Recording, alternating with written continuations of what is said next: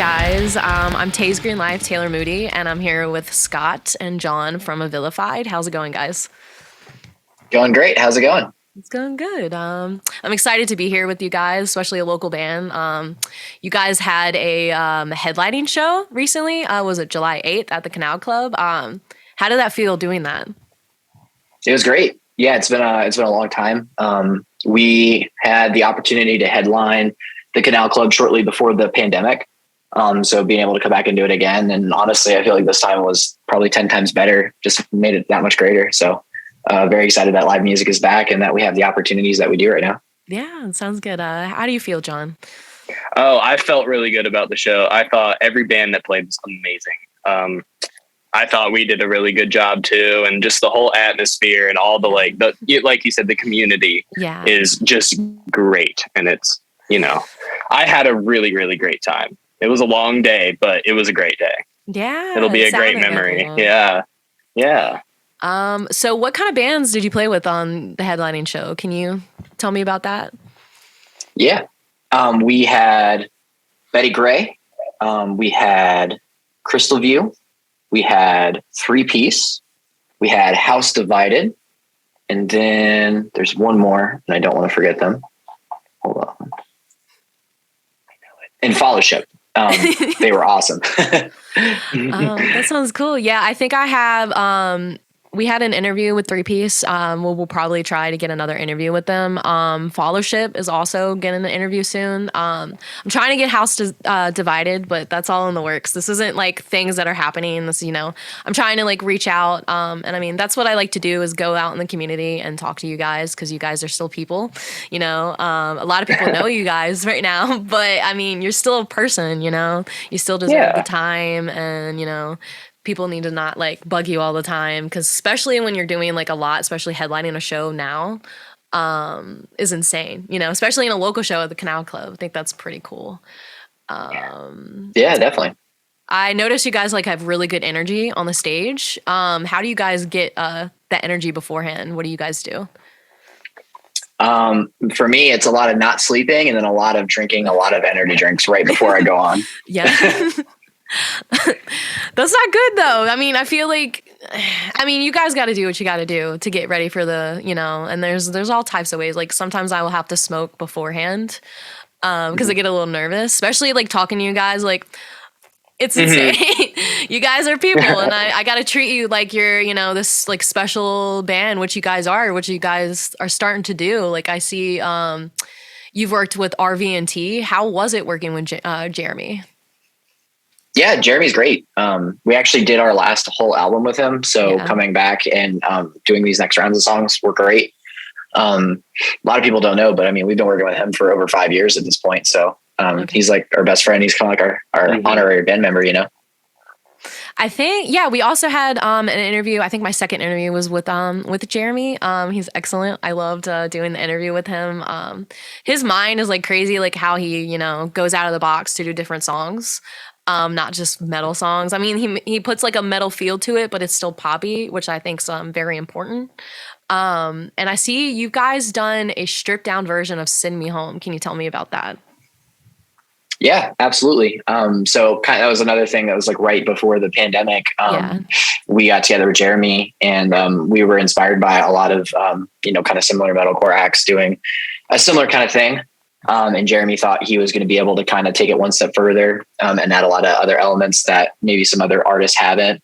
Because a lot of times when you hear these kinds of songs, it's just, acoustic guitar and just singing. Yeah. But I'm sure you heard with ours. I mean, we got electric guitar, we got bass, we got the drums, which is actually a cajon that we recorded, which was cool. We've never done that before. And a lot of like piano synth elements to it too. So it was a lot of fun. I hope we get to do more of those in the future. Yeah, it was different feel from, the metalcore you normally do. It sounded very wholesome, and like it was just deep. It was a deeper feeling to it. And I think that's pretty good that you guys tried to work on that feeling. Especially with the pandemic happening like right before, like that time is just a little, crazy, everyone's scared, and it's really good you guys were able to come together and come up with something pretty great. I see you got some music videos for Wilted Rose and Insanity. I think his name was Eric. How was that working with him? Yeah, Eric's great. Yeah, he runs Squirt Studios. He's based out of New Jersey, right near New York. But yeah, he's done work with artists like Attila and your Signs of the Swarm. A big video he just recently did was that To the Hellfire by Lorna Shore. So he's worked with some pretty big artists, and it was great. We got there. He was pretty much on top of everything. We got it done even a couple days earlier than we thought. So real professional, really awesome, great guy. So what kind of venues and live shows were something that you enjoyed? Like your favorite venue? My favorite venue. It's going to be hard because we played at quite a few. I know with this current lineup, obviously Canal Club's going to take the cake. But I know in the past we've played places like Shaka's Live down in Virginia Beach. That place is great. There was a venue that used to be in Lemoyne, Pennsylvania called the Champ. I really like that one. Unfortunately closed during the pandemic though. So, but yeah, what about you, John? What's your favorite place to play? Honestly, I gotta say Canal Club, because that place kind of just like feels like home to me, because I've been there so many times and spent a lot of time there and played there with multiple different bands. Yeah. But outside of that, honestly, I have to say Scandals down in Virginia Beach. So fun, and the crowds are always great. And my favorite thing about that venue is their lights.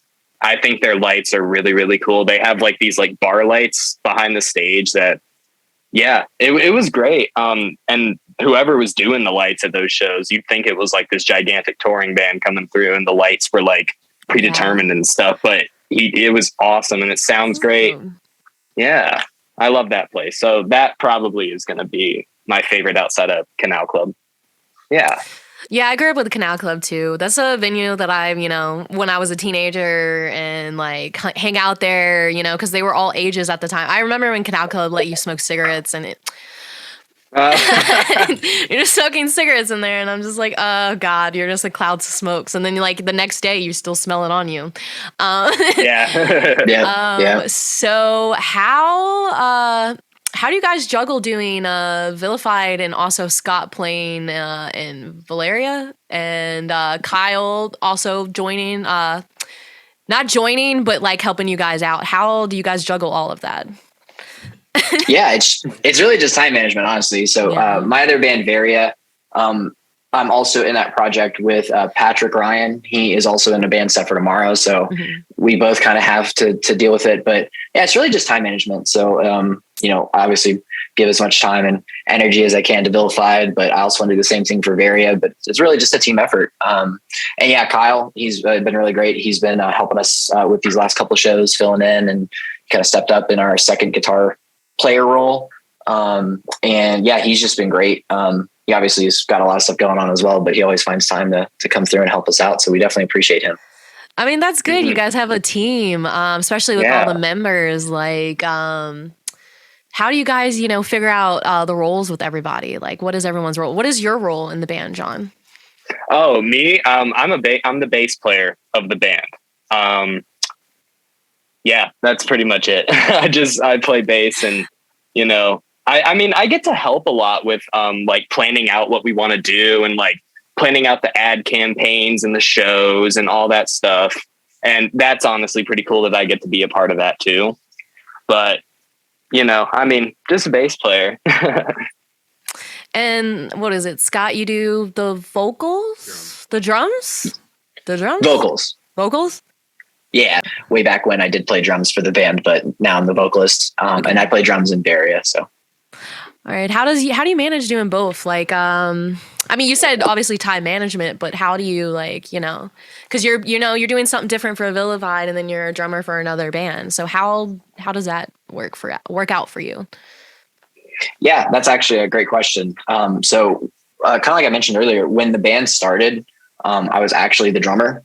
So as I transitioned into becoming the frontman, the vocalist, I've always had that itch to be like, oh, I really want to play drums again. And I was lucky enough, same thing over the pandemic, Varia decided they were going to get back together and they needed a drummer. And I was able to kind of come in and fill that spot. And yeah, it's great because being a musician, when you're being a frontman, you have pretty much just one thing to focus on. Whereas, I like to do a lot of other stuff too, like play drums. I even play a little bit of guitar on the side. But really vocals and drums are my passion. So being able to have both those things kind of at the same time is really helpful as a musician. That's great. Like, a lot of skills, a lot of community building. And that's like what my basis is as a podcast, building a community and getting together. And speaking of the community, you've played with 3-Piece. Any other local bands that you've played with? Yeah, we played with a bunch. So there's a band, Pen My Legacy, that we played with a few times. I believe they recently underwent a name change though. And I don't know that they've announced that just yet. So they're great. Be on the lookout for them. John, who do you remember that you like playing with, other than the bands at the headliner show? Yeah. We've played with Revenant multiple times, and that's always been a really good time. We played with bands like back when Gravebound was a thing. We played with Gravebound, played with Set for Tomorrow, and like other bands like outside of here, bands like Wilt Wither. If Not For Me, we've played with a lot of really cool bands like that are like local bands, Yeah. So those are some of my favorites that we've played with. And there's tons of others in there. So shout out to anybody that we played with, so yeah. Definitely.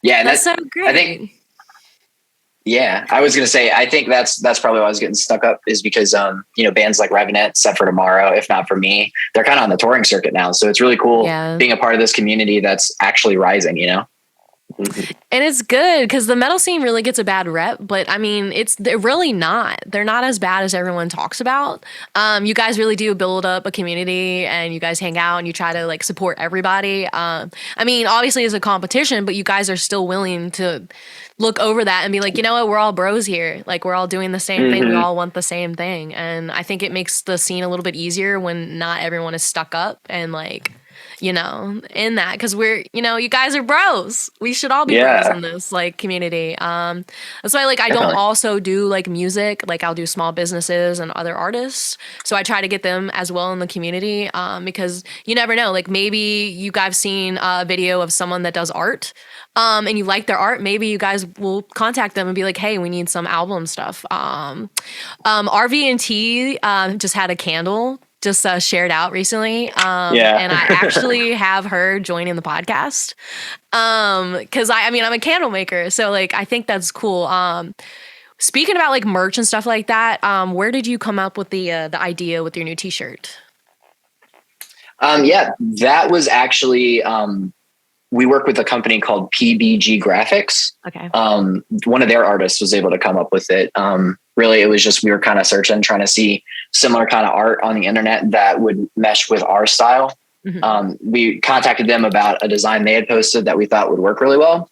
And we were able to actually come up with that commission, that the artist kind of listened to our song and was able to just kind of come up with it off the spot. And I think it was great. So that's cool. It amazes me sometimes, like some of the art on the t-shirts. I'm just like, wow, that's really cool. And like, there's so many people out there with like all these crazy ideas, and it's great that you guys can just be like, I need this, and then someone's like, oh yeah, I got you. It's pretty dope. Because I mean, I run like my business, TaysGreenLife, and I had to come up with a logo and the design and the name, and that's like always a stressful like thing, because you're like, oh, I need something that's gonna pop, and then you're scared that it isn't gonna pop, or it's gonna pop too well, or someone else has your name, and it's just like stuff like that you gotta like work out and take time, because I mean, you guys are in music, but it's still effort and time. It's like a full-time job.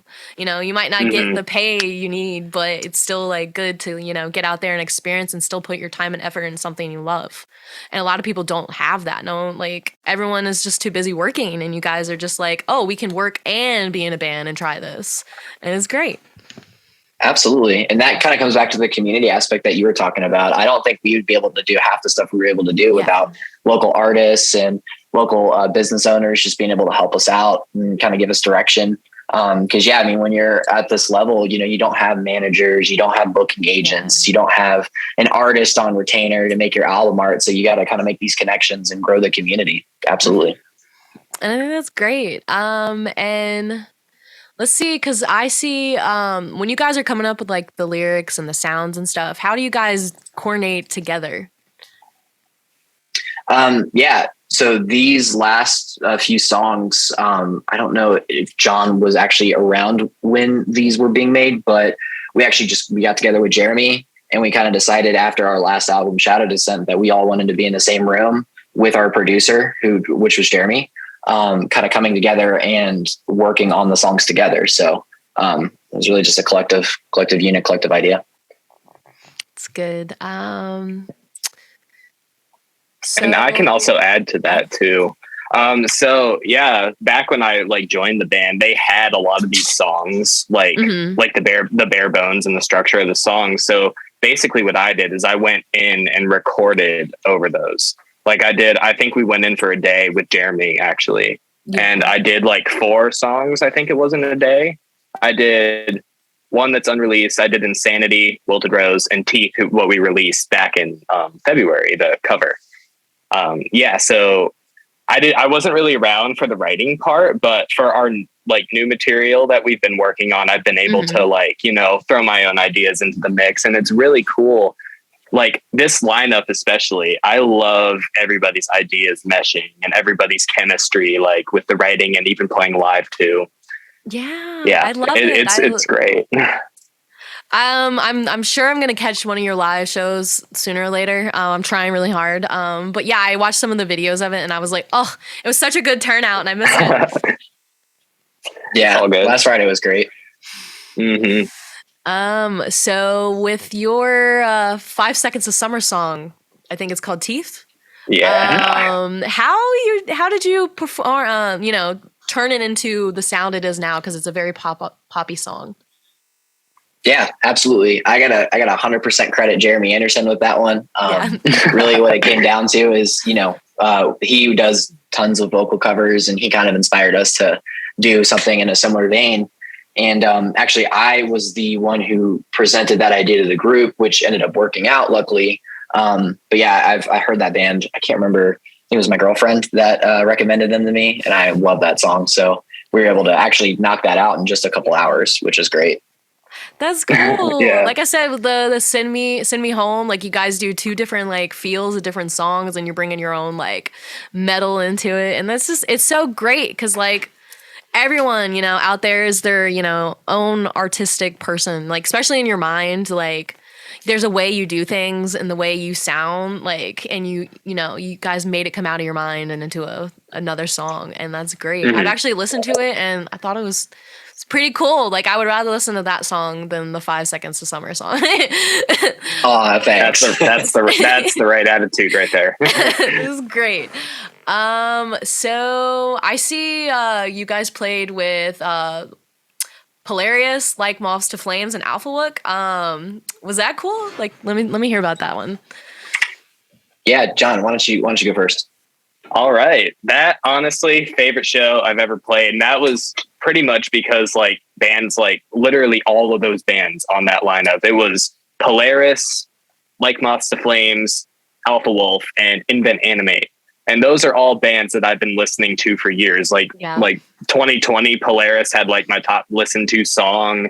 And like I'd really been loving Alpha Wolf for years too. So being able to play with bands that literally inspired me to do this was awesome. And like being able to meet and talk to them. Like I remember we were just hanging out with Alpha Wolf after the show. It was really, really cool. And the whole time I was like, am I dreaming? Like, is this even real? Like, I just like couldn't believe it. But they're, like you said, they're all people. Yeah. And it's so great to meet these people that you don't even like think that they're real in a way. Yeah. It's kind of hard to explain, but once you're there, like, it's just like, like it's hard to explain, but it's so cool. And the crowd was amazing. Top tier, sold out show at the Canal Club. It was amazing. Had such a great time. Sold a lot of shirts, got a lot of new fans, a lot of old fans coming back to see us again there.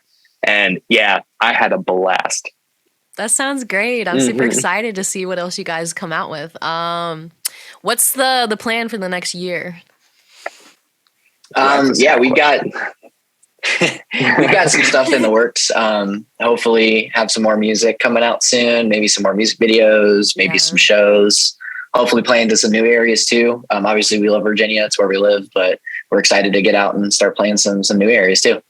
I'm super excited. I appreciate you being here and giving me your time. You know, you guys are super busy. You're probably tired since you had the show July 8th. But it's been great. If you guys want to go ahead and give me your plugins, like your band information, your name and all that, so people can look you up.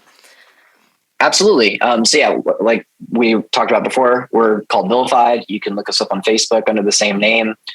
We have Facebook, Twitter. That's at Vilified_band. For both, respectively. Our brand new song, Insanity, just released about a week ago. Yep. Check that out on Spotify, Apple Music. We have a music video on YouTube with Eric DiCarlo. Definitely check that out. Shout out our homies in Rest Aside. Shout out our homies in Three Piece. Shout out our homies in Revenant. Two Sides of Me. I think that's all I can think of right now. Appreciate you guys being here. Yeah, thank you for having us, really. Bye, everyone. Thanks for being here. Verified. Thanks for watching.